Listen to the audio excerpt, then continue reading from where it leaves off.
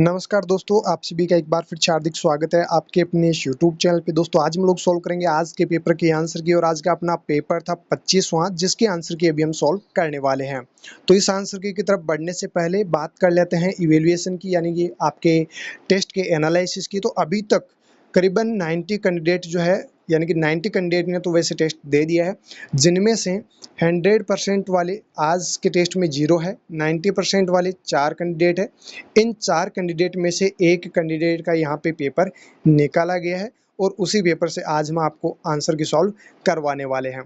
80% से अबव की बात करते हैं तो करीबन 13 कैंडिडेट है जिनके अभी तक 80% आए हैं, एंड 70% से अबव की बात करते हैं तो करीबन 20 प्लस या फिर 22-23 के समथिंग कैंडिडेट है जिनके अभी तक 70% आए हैं। 80% से बहुत 13 कैंडिडेट है, और 90% से बहुत 4 कैंडिडेट है। ये जो चारों कैंडिडेट है इनका एक एक क्वेश्चन गलत हुआ है। कौन कौन सा वो क्वेश्चन गलत हुआ है वो देख लेना। बाकी यहाँ पे जो पेपर निकाला गया है किस स्टूडेंट का है वो स्टूडेंट खुद पहचान जाएगा जिसने ये टेस्ट दिया है। फिलहाल अभी हम इस पेपर के आंसर की सॉल्व करते हैं। देखिए यहाँ पे पहला question, consider the following clinical features. यहाँ पे कुछ क्लिनिकल फीचर्स दिए हुए हैं, इनको आपको कंसिडर करना है, यानी कि आपको इनको अच्छे से पढ़ना है, और यहाँ पे पूछा हुआ जो सवाल है उसका सही जवाब देना है। तो यहाँ पे जो फीचर्स आपको दिए गए हैं, जो भी क्लिनिकल फीचर्स दिए हुए हैं, देखिए किसके क्लिनिकल फीचर्स है। ये करेक्टरिस्टिक फीचर्स है किसके, डिमेंशिया की। Which of the above are characteristics of dementia. तो डिमेंशिया की करेक्टरिस्टिक फीचर्स है, पहले इन फीचर्स को पढ़ते हैं, इसके बाद इसका सही जवाब देते हैं। तो देखिए सबसे पहला यहाँ पे option impaired judgement, next impaired memory, next alteration of personality, next clouding of consciousness. देखिए यहाँ पे डिमेंशिया अगर किसी पर्सन को होता है तो क्या क्या करेक्टरिस्टिक फीचर्स उसमें देखने को मिलते हैं। डिमेंशिया होगा यानी कि मेमोरी की ये प्रॉब्लम है, जो मेमोरी है उसकी प्रॉब्लम है। तो यहाँ पे क्या क्या होगा, पेशेंट जो है वो प्रॉपर्ली जजमेंट नहीं कर पाएगा। ठीक है, ये क्लिनिकल फीचर आपको देखने को मिलेगा। दूसरा, इसकी मेमोरी जो है वो भी क्या हो जाएगी, इम्पेयर्ड हो जाएगी। तीसरा, पर्सनैलिटी जो है वो भी अल्टर्ड हो जाएगी। एक तो डेली जो है नॉर्मली रूटीन में पर्सन जो है वो बढ़िया से अच्छी पर्सनैलिटी मेंटेन करता था, लेकिन उसको डिमेंशिया होने के बाद में उसको ना तो पर्सनैलिटी का मालूम है, ना उसको अपनी मेमोरी का मालूम है, ना ही उसके जजमेंट का मालूम है, मतलब सब कुछ बिगड़ चुका है। तो यहाँ पे देखिए 1, 2 और 3 जो ऑप्शन है वो आपका क्या है, करेक्टरिस्टिक फीचर किसका, डिमेंशिया का। तो जिन्होंने 1, 2, 3 यानी ऑप्शन सेकंड किया था उनका आंसर क्या है, सही है। तो यहाँ पे ऑप्शन बी जो है वो आपका करेक्ट जवाब है।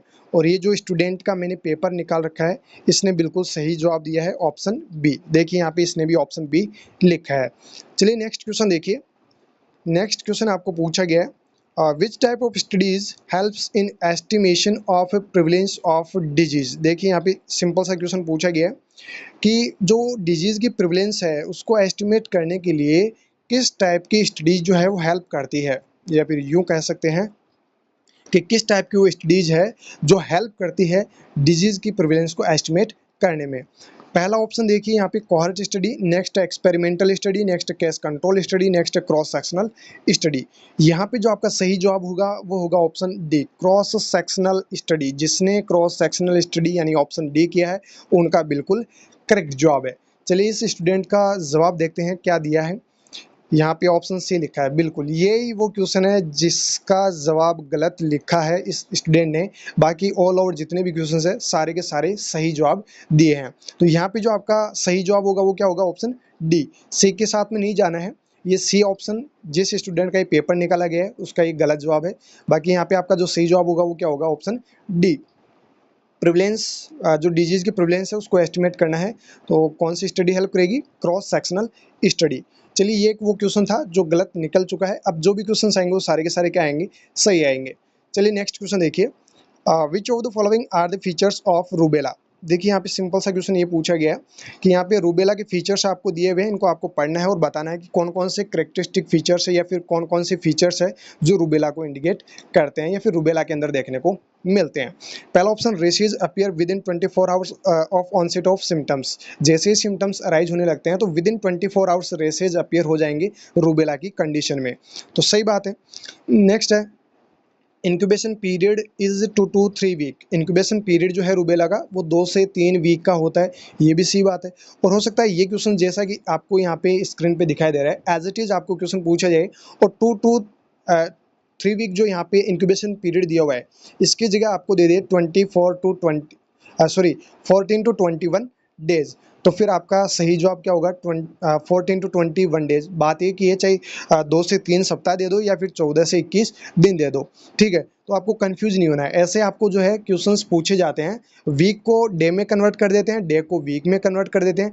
ऐसा जब कन्वर्सेशन क्वेश्चन में मिलता है तो आपका जो सही जवाब होता है ना, यानी आपको आता है वो क्वेश्चन, फिर भी वो आप गलत करके आ जाते हैं। तो ये छोटी मोटी चीज़ें आप ध्यान रखा करो। नेक्स्ट यहाँ पे false membrane is formed in throat. तो यहाँ पे देखिए जो थ्रोट है वहाँ पे कोई फॉल्स मेम्ब्रेन नहीं बनेगी रूबेला की कंडीशन में। Next post auricular lymph node enlarge. जो पोस्ट ऑरिकुलर लिम्फ नोड है वो क्या हो जाएगी? एनलार्ज हो जाएगी। तो रूबेला की कंडीशन में 3 ऐसी कंडीशन है, यानी कि रूबेला में जो 3 फीचर्स आपको देखने को मिलेंगे। एक तो क्या होगा? रैसेज अपीयर होने लग जाएंगे विद इन 24 आवर्स। दूसरा, इसका इंक्यूबेशन पीरियड 2 से 3 सप्ताह का होता है, या फिर आप 14 से 21 दिन आप बोल सकते हैं। एंड इसमें जो पोस्ट ऑरिकुलर लिम्फ नोड है वो भी एनलार्ज हो जाती है। यानी 1, 2 एंड 4, यहाँ पे आपका सही जवाब होगा 1, 2 एंड 4, यानी ऑप्शन ए। ऑप्शन ए जिन्होंने लिखा है उनका बिल्कुल करेक्ट जवाब है। और यहाँ पे देखिए इस स्टूडेंट ने बिल्कुल ऑप्शन सही लिखा है, ऑप्शन ए। चलिए नेक्स्ट क्वेश्चन देखिए। The internal consistency of a test reflect on its. देखिए जो इंटरनल कंसिस्टेंसी होती है टेस्ट की, वो किसको रिफ्लेक्ट करती है? ये सिंपल सा आपको क्वेश्चन पूछा गया है। पहला ऑप्शन है वैलिडिटी, नेक्स्ट है यूजेबिलिटी, नेक्स्ट है अफोर्डेबिलिटी, नेक्स्ट है रिलायबिलिटी। देखिए ये नर्सिंग रिसर्च का क्वेश्चन है। अभी 1-2 दिन पहले एक स्टूडेंट ने कमेंट किया था कि सर रिसर्च के क्वेश्चन भी डाल दीजिए। तो देखिए मैंने कोशिश की है। अब जो भी टेस्ट आएंगे, एक टेस्ट और आएंगे जिनमें आपको ज़्यादा क्वेश्चंस जो है वो रिसर्च के देखने को मिलेंगे। साथ साथ ये जो क्वेश्चंस चल रहे हैं वो तो आपको मिलेंगे ही, बट रिसर्च के भी इनमें क्वेश्चंस ऐड किए हैं। तो ये रिसर्च का ही क्वेश्चन है, और पहले वाला जो क्रॉस सेक्शनल स्टडी था वो भी आपका रिसर्च का ही क्वेश्चन है। देखिए यहाँ पे इंटरनल जो कंसिस्टेंसी है, वो जो इंटरनल कंसिस्टेंसी होती है टेस्ट को किसको रिफ्लेक्ट करती है? तो यहाँ पे जो आपका सही जवाब होगा वो होगा ऑप्शन डी, रिलायबिलिटी। रिलायबिलिटी जो है वो आपका सही जवाब है, और इस स्टूडेंट ने ऑप्शन डी बिल्कुल सही जवाब लिखा है। चलिए नेक्स्ट क्वेश्चन देखिए। नेक्स्ट क्वेश्चन बहुत ही अच्छा क्वेश्चन है। क्वेश्चन को पहले पढ़ लेते हैं। Consider the following disease. यहाँ पे कुछ डिजीज कंडीशन लिखी हुई है, कुछ डिजीज आपको दिखाई दे रही होगी स्क्रीन के ऊपर। ये डिजीज को आपको पढ़ना है, और जो पूछा गया है क्वेश्चन उसका सही जवाब देना है। देखिए यहाँ पे पहली डिजीज मिजल्स, दूसरी पोलियो, नेक्स्ट है स्टेफाइलोकोकल फूड पॉइजनिंग, नेक्स्ट है टाइफॉइड। तो यहाँ पे देखिए क्वेश्चन में क्या पूछा गया? Which of the above are correct example of an incubation period of 10 to 14 days. Simple सा क्वेश्चन आपको ये पूछना चाह रहा है कि यहाँ पे जो डिजीज के एग्जाम्पल आपको दिए हुए हैं, इनमें से कौन कौन से वो करेक्ट एग्जाम्पल है जिनका इंक्यूबेशन पीरियड 10 से 14 दिन का होता है। बिल्कुल सिंपल सा क्वेश्चन है। यहाँ पे देखिए मिजल्स जो है इसका इंक्यूबेशन पीरियड कितना होता है? 10 से 14 दिन। तो ये तो आप सभी को पता है, क्योंकि बहुत बार ये क्वेश्चन एग्जाम में पूछा जा चुका है। अब दूसरा और क्या करेंगे? देखिए यहाँ पे एक का आपको पता चल गया कि मिजल्स जो है उसका इंक्यूबेशन पीरियड 10 से 14 दिन का होता है। तो यहाँ पे 2 ऑप्शंस में आपके सामने है ऑप्शन फर्स्ट। तो यहाँ पे आपके फिर गंभीर समस्या आ जाती है। एक देखिए यहाँ पे पहले ऑप्शन में एक थर्ड आ रहा है ऑप्शन, यानी स्टेफाइलोकोकल फूड पॉइजनिंग। आपको पता है कि फूड पॉइजनिंग अगर किसी पर्सन को होगी तो उसके जो सिम्टम्स नज़र आएंगे वो तुरंत नज़र आएंगे with in 15 days, with in 15 minute या फिर 30 मिनट। आधे घंटे 1 घंटे के अंदर आपको साइन एंड सिम्टम्स जो है वो नज़र आ जाएंगे। तो ऐसा इसमें तो होना पॉसिबल नहीं है, यानी इसका इंक्यूबेशन पीरियड ये तो होना पॉसिबल ही नहीं है। तो यहाँ पे आपका सही जवाब क्या होगा फिर? ऑप्शन सी, यानी टाइफाइड एंड मिजल्स, इनका इंक्यूबेशन पीरियड कितना होता है? 10 से 14 दिन का होता है। अब बात कर लेते हैं पोलियो की। तो जो पोलियो है उसका इंक्यूबेशन पीरियड अगर आपको पूछे तो आपको सही जवाब करना है 7 टू 10 डेज, 7 से 10 दिन का जो है इंक्यूबेशन पीरियड होता है पोलियो का, लेकिन 10 से 14 दिन इसका नहीं होता है। तो यहाँ पे 2 ऑप्शन है आपके पास, मिजल्स एंड टाइफाइड, जिनका इंक्यूबेशन पीरियड कितना होता है? 10 से 14 दिन का। तो यहाँ पे आपका सही जवाब क्या होगा? ऑप्शन सी, और इस स्टूडेंट ने बिल्कुल सही जवाब दिया है। चलिए नेक्स्ट क्वेश्चन देखिए। Which programme will address child rights related to survival, protection, participation and development. ऐसा कौन सा प्रोग्राम है जिसमें बच्चों के लिए कुछ राइट्स बनाए हुए हैं जिनसे बच्चों के लिए सर्वाइवल है, प्रोटेक्शन है, पार्टिसिपेशन है, डेवलपमेंट है, इनके बारे में कुछ राइट्स वगैरह बनाए गए हैं। तो कौन सा प्रोग्राम है जो इसको इंडिकेट करता है या इससे रिलेटेड है? तो पहला ऑप्शन देखिए इंटीग्रेटेड चाइल्ड डेवलपमेंट स्कीम यानी ICDS, नेक्स्ट है acute respiratory infection programme, next है नेशनल न्यूट्रिशन प्रोग्राम, नेक्स्ट है यूनिवर्सल इम्यूनाइजेशन प्रोग्राम। तो यहाँ पे जो आपका सही जवाब होगा वो होगा ऑप्शन फर्स्ट, यानी ऑप्शन ए। यहाँ पे मैंने आपको बता दिया कि ए की वो ऑप्शन था जिसका गलत जवाब दिया इस स्टूडेंट ने, बाकी सभी ऑप्शंस के मतलब सभी क्वेश्चंस के सही जवाब दिए हैं। तो यहाँ पे आपका ऑप्शन क्या होगा, फर्स्ट।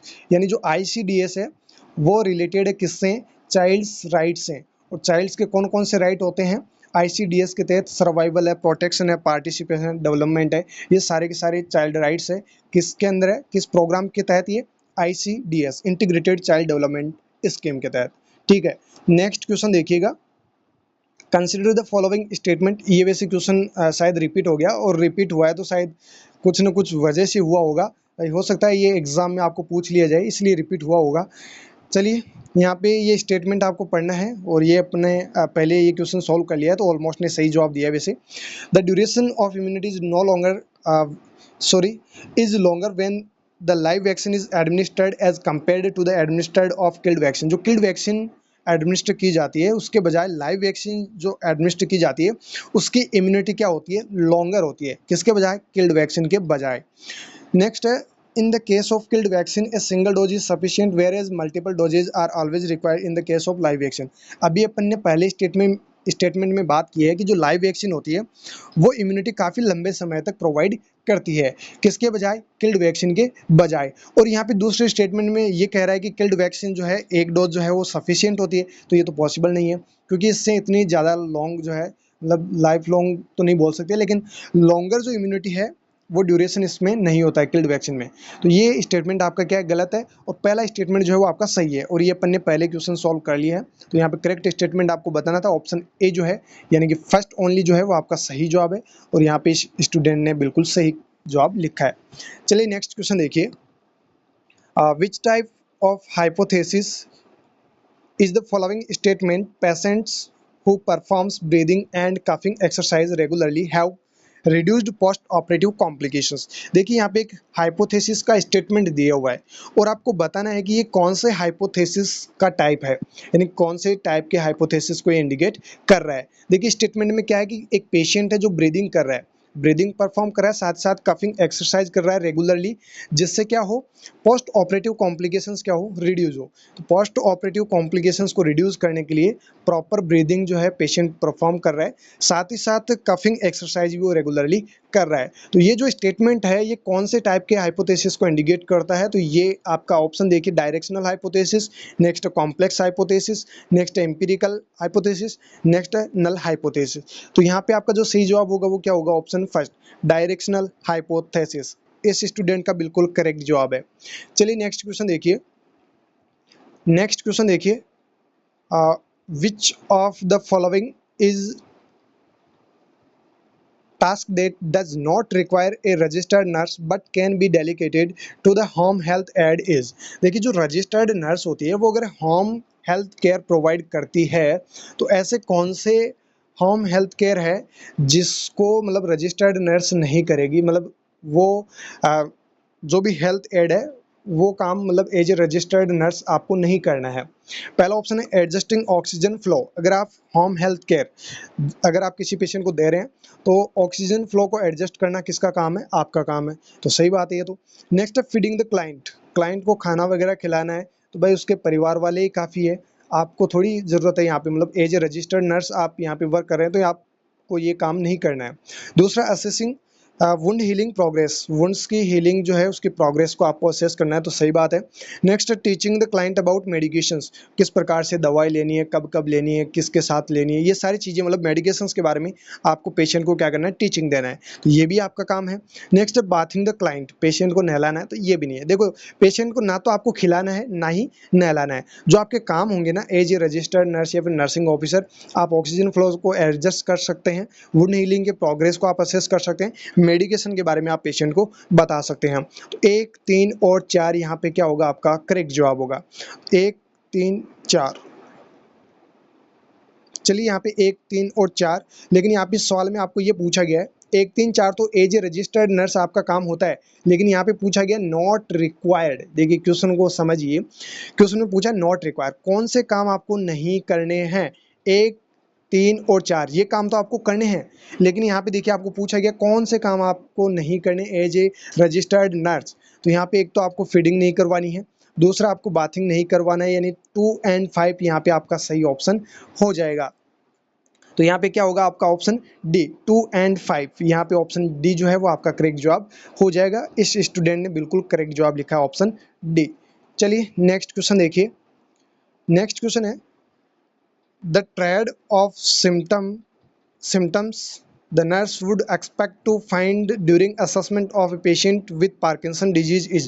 देखिए जो पार्किंसन डिजीज का पेशेंट होता है उसमें कौन कौन से सिम्टम्स या फिर क्लिनिकल असेसमेंट्स आपको एज ए नर्सिंग ऑफिसर देखने को मिलते हैं। तो आपको यहाँ पे पूछा गया ट्रायड ऑफ सिम्टम। ट्रायड का मतलब है 3, यानी कि 3 ऐसे वो सिम्टम बताइए जो पार्किंसन डिजीज में देखने को मिलेंगे या फिर आपको as a nursing officer assess करने को मिलेंगे। ट्रायड सिम्टम आपको बताना है। पहला ऑप्शन है tremor, rigidity and bradykinesia. Next है spasticity, diplopia and tremor. Next ataxia, drowsiness and dysarthria. Next diplopia, tremor and bradykinesia. तो देखिए यहाँ पे ट्रिमर एंड ब्रेडिकाइनेजिया तो दे दिया, लेकिन यहाँ पे एक डिप्लोपिया वर्ड दे दिया, तो ये इसका कोई सिम्टम नहीं है, यानी कि ट्रायड सिम्टम के अंदर आपको पार्किंसन डिजीज में नहीं देखने को मिलेगा। जो आपका सही जवाब होगा वो क्या होगा, ऑप्शन फर्स्ट, यानी ए ऑप्शन जो है वो आपका सही जवाब है। पेशेंट को अगर पार्किंसन डिजीज हो रखी है तो एज ए नर्सिंग ऑफिसर जो आपको ट्रायड सिम्टम्स जो असेस करने को मिलेंगे या फिर देखने को मिलेंगे वो आपको देखने को मिलेंगे। एक तो रेजिडिटी पेशेंट को होगी एंड ट्रिमर्स जो है पेशेंट को आएंगे, साथ साथ ब्रेडिकाइनेजिया जो है वो भी पेशेंट के अंदर देखने को मिलेगा। तो ये कुछ ट्रायड सिम्टम्स है जो आपको पार्किंसन डिजीज में देखने को मिलेंगे, यानी ऑप्शन ए जो है वो आपका करेक्ट जवाब है और इस स्टूडेंट ने बिल्कुल करेक्ट जवाब दिया है। और यहाँ पे आज का ये सेशन जो है यही कंप्लीट होता है। 10 क्वेश्चंस जो है वो आप लोगों के यहाँ कंप्लीट होते हैं। आज एक जो समस्या रही थी वो ये रही थी कि यहाँ पे क्वेश्चन नंबर नहीं डाल पाए, लेकिन कोई बात नहीं, नेक्स्ट सेशन में आपको क्वेश्चन नंबर भी दिखेंगे। यहाँ पे ये 10 क्वेश्चंस जो है आज के सेशन के हमने कम्प्लीटली सॉल्व कर लिए हैं। आप सभी से निवेदन है कि टेस्ट की जो लिंक होती है वो अपने साथी लोगों को शेयर कर दिया करो, एंड जो आपको सॉल्यूशन प्रोवाइड करवाया जाता है, आंसर की जो आपको बताई जाती है, ये भी आप अपने साथी लोगों को प्रोवाइड करवा दिया करो ताकि वो भी अच्छा कंटेंट पढ़ सके। जो भी क्वेश्चंस आपको दिए जाते हैं सबसे best, very very important questions आपको हमारे इन सेशंस के अंदर मिल रहे हैं जो कि फ्री ऑफ कॉस्ट है। बाकी ऐसे क्वेश्चंस आप अगर पढ़ोगे तो आपको हर जगह मिल रही होगी 200 रुपये में टेस्ट सीरीज, 3 टेस्ट ले लो, 4 टेस्ट ले लो, 10 टेस्ट ले लो 250 रुपये में, 500 रुपये में, बहुत सारी चीज़ें चलती है।